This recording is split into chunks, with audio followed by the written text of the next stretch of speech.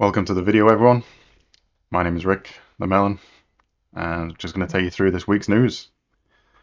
In Tom's Hardware, I reported Microsoft is trying to kill hard drive boot drives by 2023.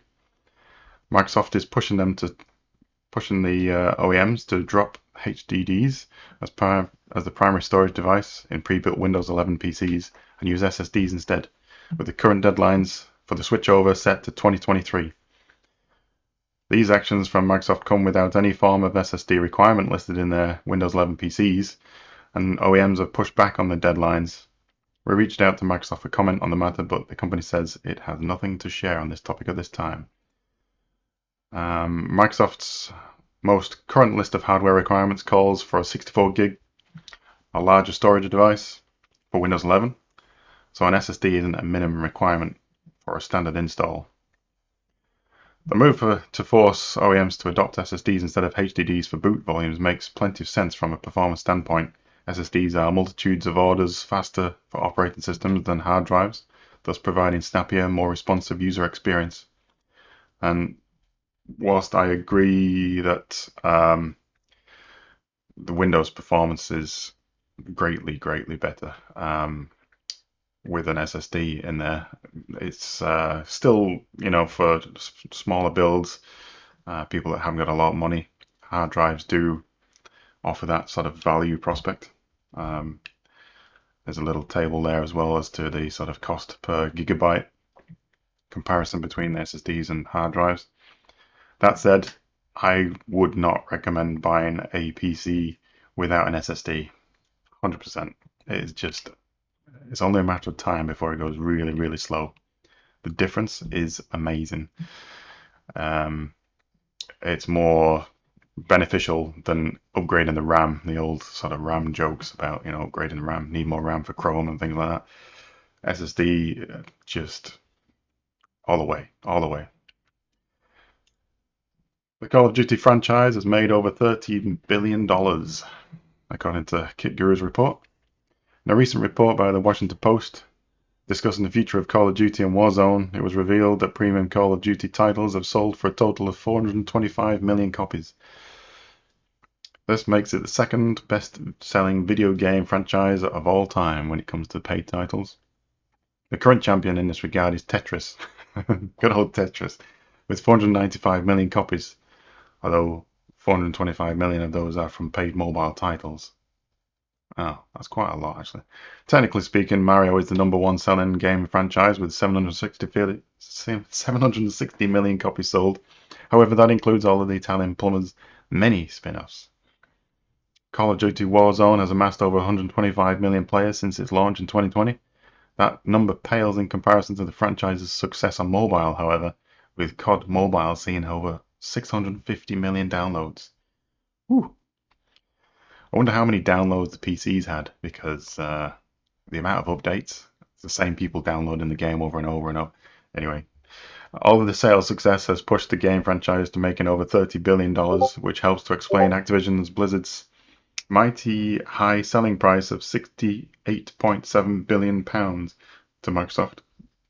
Maintaining such a large machine is not easy, however, with more than 3,000 employees said to be working on various COD titles within Activision. Yeah. It's one thing getting there, it's another thing staying there, In other news, Intel Germany, the mega site, gets 6.8 billion euros in European Chips Act funding.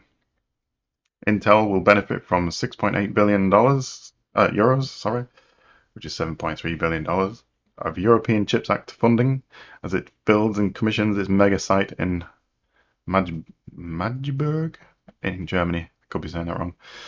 Raising a new chip fab from the ground up is complicated, time-consuming, and expensive process. It is estimated that the Magdeburg Silicon Junction site will break ground in H1 2023 and be completed by 2027. Silicon Junction will feature two large chip fabs. Intel-branded processors will be made at the fabs, as well as partner products via Intel Foundry Services, IFS. Look at that car park. It reminds me of one of their chip plates, that's like, yeah. Where did I leave my car? Yeah, that's a good one. Intel Magdeburg Silicon Junction will have a big impact on the local Saxony-Anhalt economy. It is expected to create 7,000 temporary jobs and 3,000 permanent positions. Nice. The EU Chips Act was enacted in February 2022 with 43 billion euros earmarked to encourage tech industry investment and development. Germany is one of the biggest gainers so far. Intel is also going to invest heavily in Ireland to the tune of 17 billion euros. Smaller but significant investments of 4.5 billion euros each are going towards plans in France, Italy, Poland, and Spain. The above sum represents 60% capital from Intel and should be matched by 40% EU Chips Acting Fund from the countries named. I wonder if Great Britain has regretted their decision to get out of the EU yet. The overall aim of the EU Chips Act is to achieve a production target of 20% of the world's semiconductor output by 2030. Currently, EU semiconductor production accounts for approximately 9% of the global total. So they're going from 9% to 20% by 2030. It's quite a sizable increase. Good luck with that. On the flip side of that, we must seize TSMC, surges senior Chinese economist. China's government has an intense craving to take control of TSMC, reveals a report shared by Bloomberg. The financial news organization has published some alarming quotes from Chen Wenling, chief economist at the government-run China Center for International Economic Exchanges. In brief, Chen called on Chinese authorities to seize TSMC if the US and West begin to implement Russia war-style sanctions on China. She was speaking at the Chongyang Institute for Financial Studies at Renmin University at the end of May. Another quote is, if the US and West impose destructive sanctions on China, like sanctions against Russia, we must recover Taiwan. That is a statement and a half, isn't it? However, the reasoning contained within the sentence is clearly topsy-turvy. US and other democratic powers only imposed severe sanctions on Russia after it invaded neighboring Ukraine and refused to withdraw. It is expected a very similar sanctions would be applied to Chinese interests worldwide if China invades Taiwan, but not if it maintains the status quo. It is curious as to why Ms. Chen has put the cart before the horse. It also makes me wonder what China is being told about what's going on in Russia and the US. Yeah. That's a whole rabbit hole, I'm sure. In another segment of her speech, Chen claimed that the seizure of TSMC would be a great asset for China to help it reconstruct its industrial and supply chains.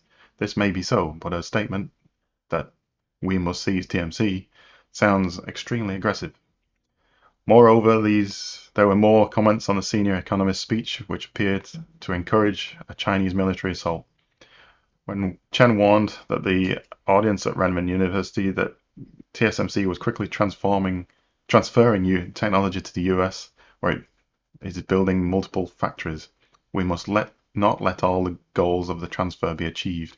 We must not let all the goals of the transfer to be achieved, she exhorted. The US and its allies imposed technology sanctions during the Trump presidency in order to stifle China's advancement of weapons development, and they remain in place under the present President Biden. Some barriers have also been applied to the trade of Chinese companies operating in security-sensitive sectors like telecoms, especially when where it is seen that the Chinese business has a strong military links.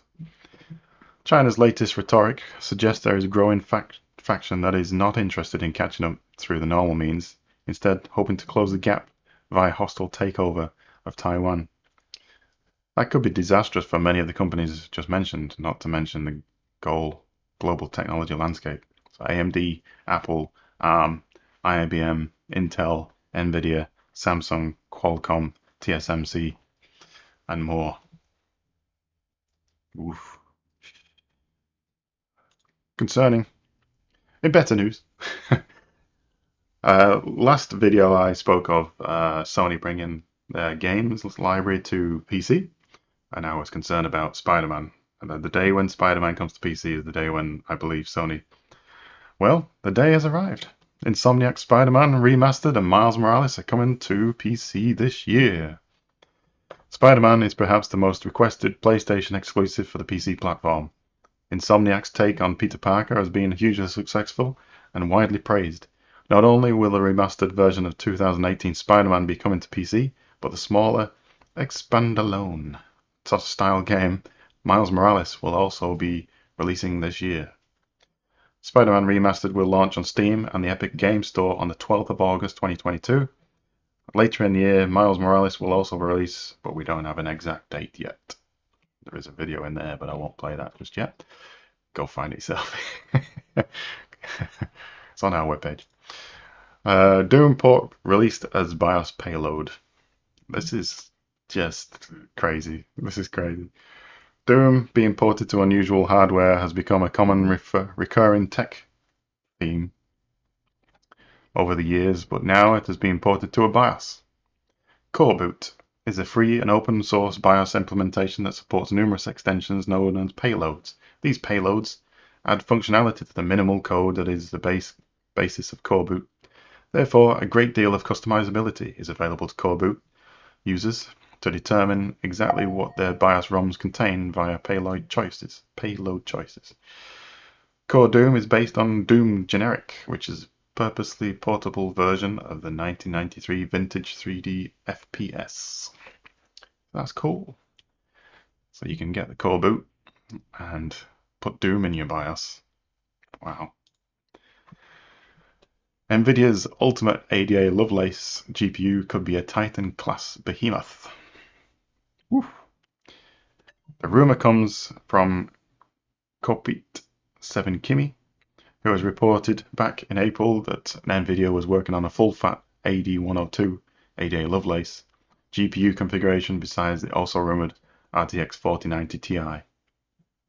According to the rumored specs, the next generation Nvidia Titan graphics card based on the ADA Lovelace GPU architecture will feature the full-fat configuration, rocking 144 SMs on 18,432 CUDA cores. Based on the clock speeds, this graphics card will have the potential to break past the 100 teraflops compute barrier. The graphics card is said to be equipped with 48 GB of GDDR6X memory running across a 384-bit bus interface. As for power consumption, the new Nvidia Titan will be in insanity, with double the TDP of the RTX 3090 Ti, rated at up to 900 watts. I just feel like we're going the wrong way here, guys. We should be getting more efficient, not more power. And there's a nice table there about how much crazy power is used by each card, expected in the 40 series. 4060 is only 200 watts, thankfully. But yeah, wow, it ramps up. Let's just say that, it ramps up. Okay, let's keep going. Intel finally shows off an actual Arc Alchemist desktop graphics card. Intel has talked quite a lot about its upcoming discrete graphics card for the desktop PCs without actually showing them in person, at least until now. At its Intel Extreme Masters Pro Gaming Tournament in Texas, the company demonstrated its Arc Alchemist 700 series board powered by the ACM G10 GPU. Only time, and lots of our testing, will tell if this card is one of the variants earns the spots on our best graphic card or for gaming list. The card that Intel showcased at IEM is called the Intel Arc Limited Edition. We know that the board is based on the big Arc Alchemist GPU known as the ACM G10, and it features up to 32 Xe cores or 4096 stream processors, if you wish. Secondly, we also know that the graphics processor is paired with a 16 gig of GDDR6 memory. Thirdly, the board has 4 display ports and 1 HDMI port, so pretty standard stuff really. Looks quite good. The board uses a dual slot, dual fan cooling system and has 8-pin and a 6-pin auxiliary PCIe power connections that can deliver up to 225 watt of power in total.